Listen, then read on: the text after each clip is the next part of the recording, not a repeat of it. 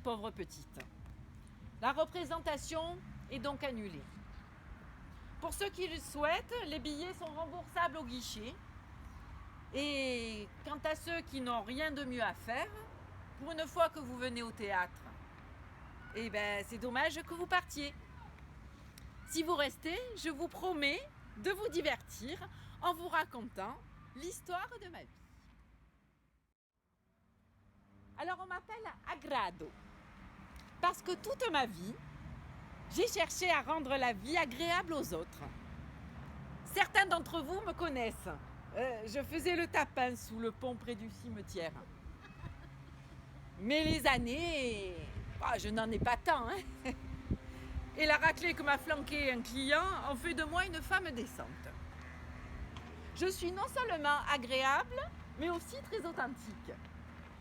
Regardez-moi ce corps. Observez, rien que de sur-mesure. Les yeux en amande, 80 000. Le nez, 200. Foutu en l'air parce qu'un an après, une autre torgnole me l'a mis comme ça.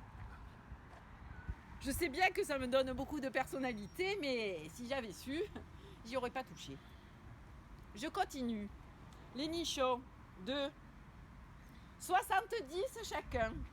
Mais eux, je les ai super amortis. Silicone pour les lèvres, le front, les pommettes, les hanches, les fesses. Le litre coûte 100 000. Faites donc le compte parce que moi, je m'y retrouve plus. L'image de mâchoire, 75 000. Épilation définitive au laser.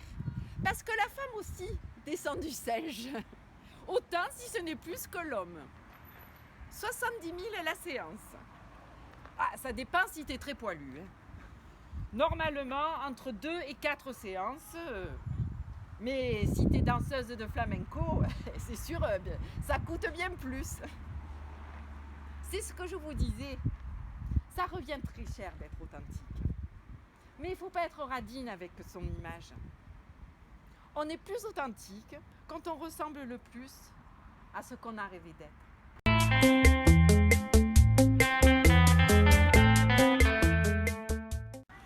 Comme disait Ronsard, cueillons dès aujourd'hui les roses de la vie. Je devais avoir dans les 10 ans quand j'ai lu ce poème de Baudelaire. J'ai pris alors conscience que la vie pouvait s'évaporer rapidement et que je devais la croquer à pleines dents en m'enivrant à chaque instant. De croqueuse de vie, je suis devenue... Il faut qu'il se bouche les oreilles. Il est à la bonne école.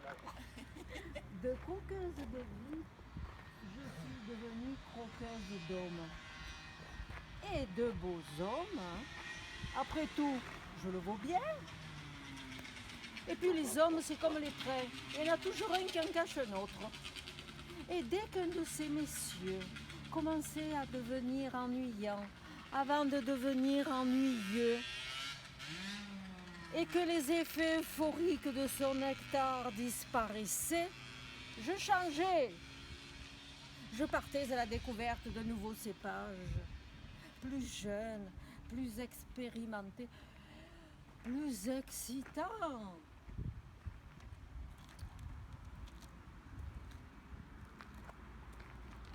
Aimez-vous les parfums envoûtants?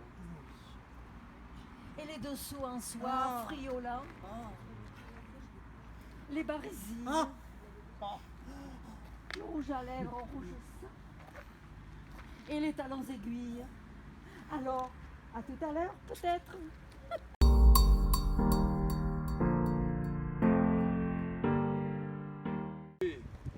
Les limites de l'homme commencent là où l'être n'est plus.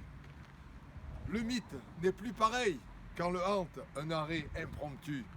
Père et mère ont espéré calmer cet enfant capricieux, mais rien ne pouvait arrêter mon tempérament fougueux.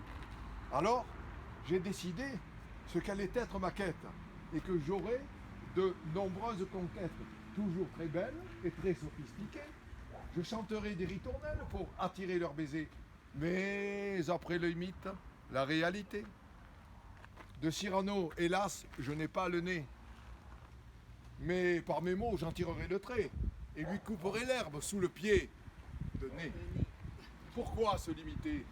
Je vous laisse à présent observer cet homme à l'esprit affûté, ce corps totalement musclé, avec vous ce soir, pour vous amuser.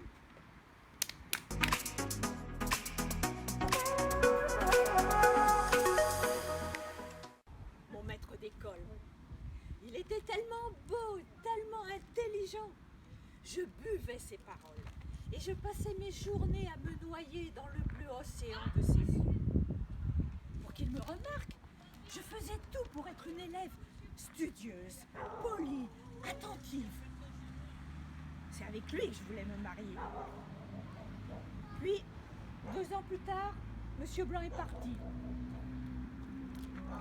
J'étais désespérée. Alors est arrivé Monsieur Vermillon.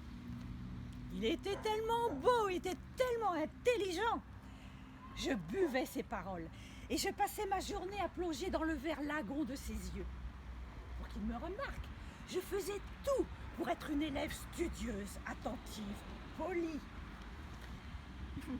Mais Monsieur Vermillon était daltonien. Alors il a eu un petit accident, il est passé au rouge en croyant que c'était vert. Alors, on nous a envoyé Monsieur Topaz. Alors, il était encore plus beau, il était tellement intelligent. Oui, ça va, ça va. On a compris, hein? Oui, oui. Oh ben, je sais. Je suis un vrai cœur d'artichaut.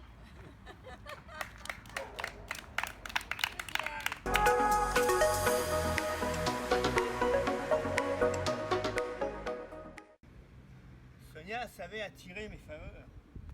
Eh oui, elle avait compris ce qu'elle avait à faire.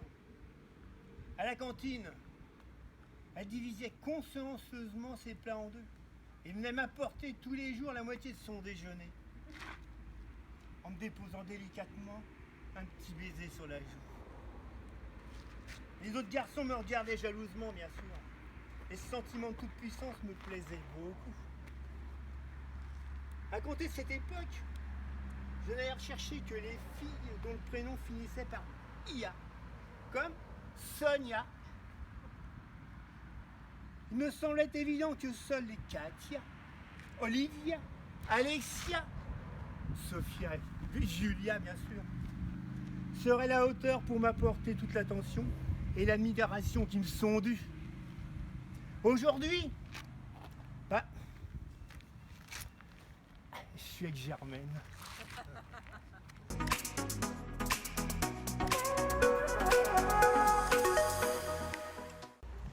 J'aime beaucoup lire. J'ai toujours un bouquin sur moi. J'ai eu mes premiers émois avec les Arlequins, puis les Barbara Cartland. Pour moi, plonger dans ce monde de romance, l'amour devrait avoir forcément le parfum de l'eau de rose, le goût du luxe, le bruit des talons aiguilles sur le sol en marbre des palaces, le regard brûlant d'Alain Delon et le toucher délicieux des billets de banque.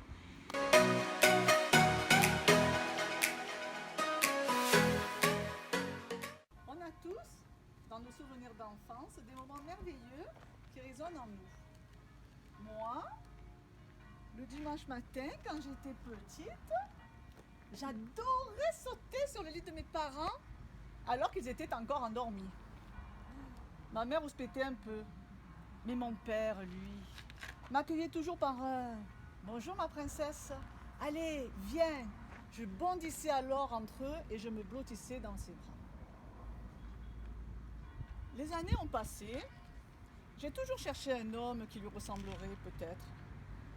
Un homme qui rendrait la vie plus fougueuse, un homme vivant, gai, un arc-en-ciel qui colorerait ma vie de femme comme lui a coloré mon enfance.